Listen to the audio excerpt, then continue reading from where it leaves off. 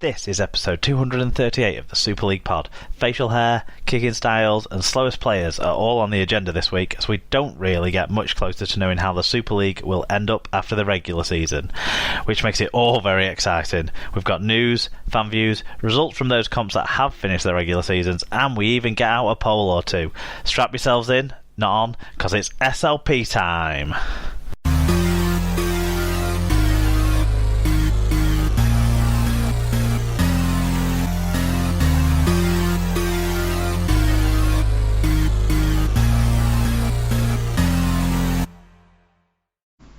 Hello listeners, welcome along to episode 238 of the Super League pod. You're here this week with Mark, the Wigan fan, and Tim G, who are we saying you support this week? Hull KR / London / Coventry Bears ground announcer, that is a fact. How are you doing, Tim?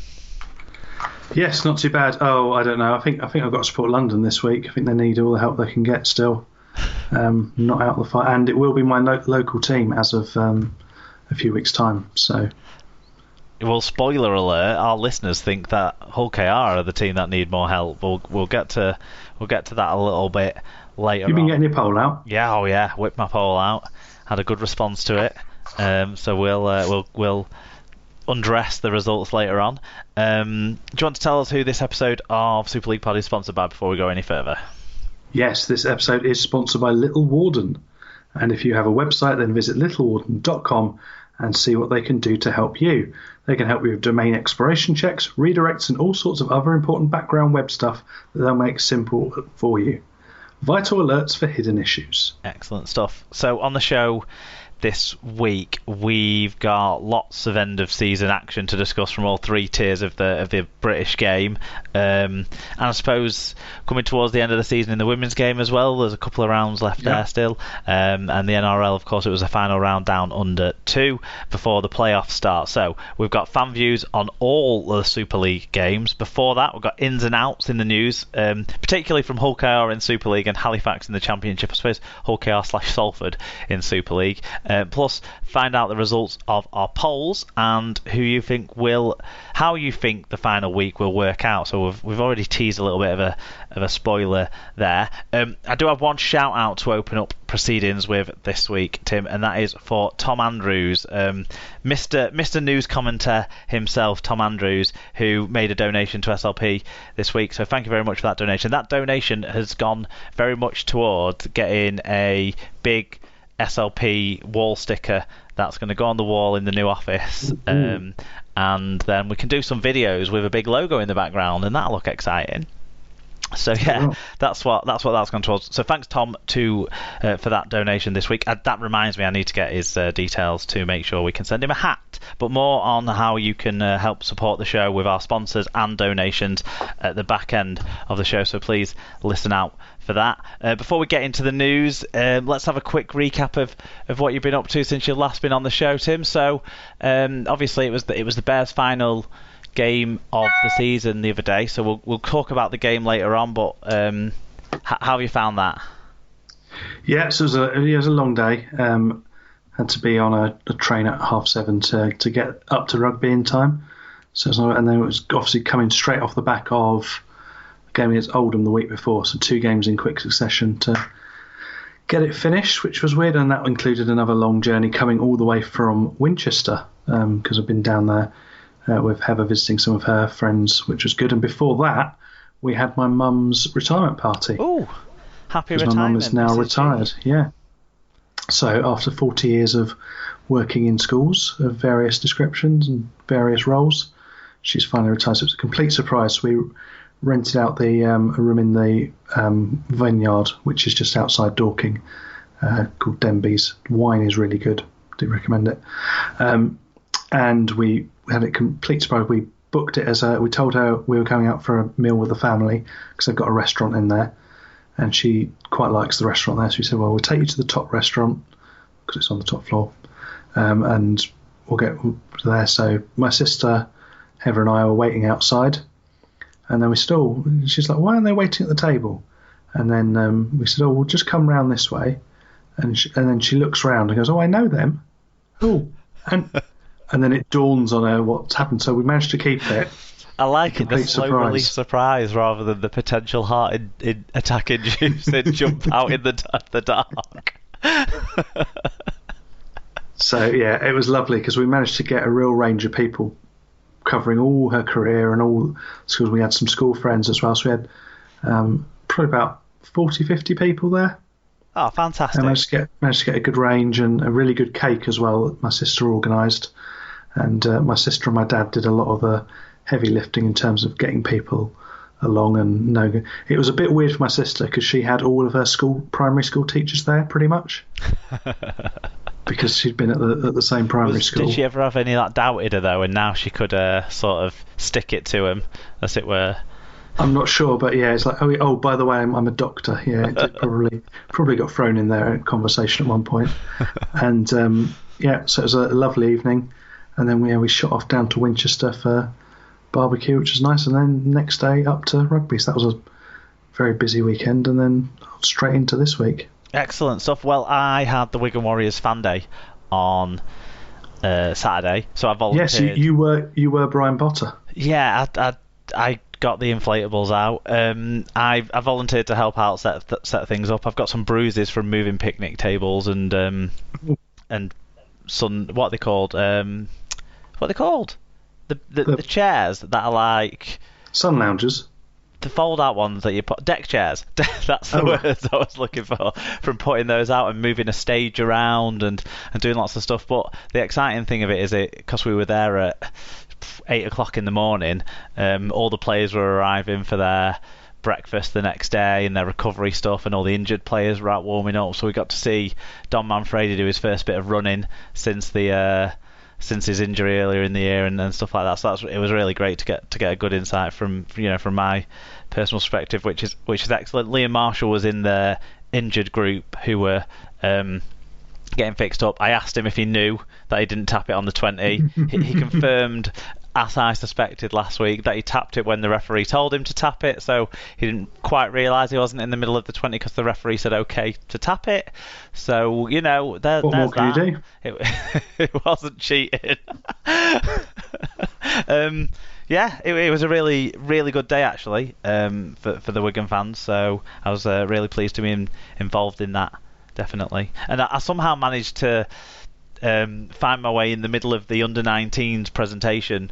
So before they had their last game of the regular season, all their sponsors were there doing a shirt presentation type thing, and the players were thanking their sponsors, and there was a couple of players whose sponsors didn't turn up. So me and Amanda, who was the other person who was there from our fan engagement board helping me set things up, we just managed to end up being there and presented these players with their shirts. Yeah, so were they players you've kept the names of for future reference? To be honest, I was so surprised by the whole turn of events that I didn't even pay much attention to what was going on. I just got given a shirt by Mick Cass to give to this player. So there you go.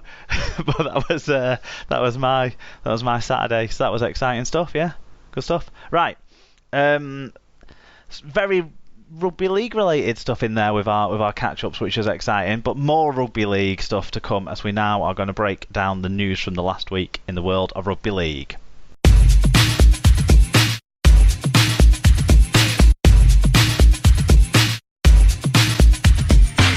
So the first news story, announced today but pretty much known since last Thursday when he was on Sky. Leeds Rhinos have appointed interim boss Richard Agar as their head coach on a rolling 12-month deal. Agar, who's 47, has been in charge since David Furner was sacked in May. He's won 7 of his 14 Super League games to secure Leeds' survival. The former Hull FC and Warrington coach initially qualification there, he wasn't a head coach at Warrington, he was just a background coach. Maybe it should say the former Hull FC and Wakefield coach. Initially joined the Rhinos as player development role in December, but obviously now he's stepped up to the top job. Richard, are you surprised, Tim? Is it kind of what we expected after he'd stabilised things, if not exactly blown the doors off? I mean, a 50% winning percentage isn't great for someone that you're wanting to be a long-term coach. When you analyse that as well a bit further, Tim, 6 of his 7 wins have come against the 4 teams below them in the table, and only 1 has come against the top teams. So he hasn't turned them. He's turned them into a safe middle ranking Super League side, but he hasn't turned them into a contender, let's say. Yeah, and realistically, a club the size of Leeds, and with the players they've got at their disposal even now, should be, well, certainly with the new playoff format, there's no real reason they shouldn't be in the playoffs. So to be a mid-table side isn't what they should be doing, and to be in the relegation mix up to really only a week or two ago isn't what they should be looking for. Richard Agar, now I've never found him to be someone I've particularly thought, oh, that's a great coach, or I can see his imprint on that side, or I can see what he's done there. I've never felt him to be an inspirational leader type. So he's not the technical type who you can see their blueprint through the team. He's not someone who you can see, yeah, he's inspirational, I'd follow him wherever. He's not someone I can see kind of bringing in a set of players that's then making into his own either. So it's an odd choice on those 3 criteria.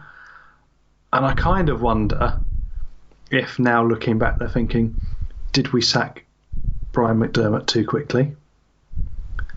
Did we not look for the right person? And I think back even, as we said when Ferner went, I think more questions have got to be asked of Kevin Sinfield in that director of rugby role.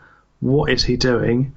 And realistically, if Richard Agar is the answer to your question, a man who, if we're honest, is a coach of 5 years or more ago, not someone who's got new ideas, who's going to be breaking any new ground.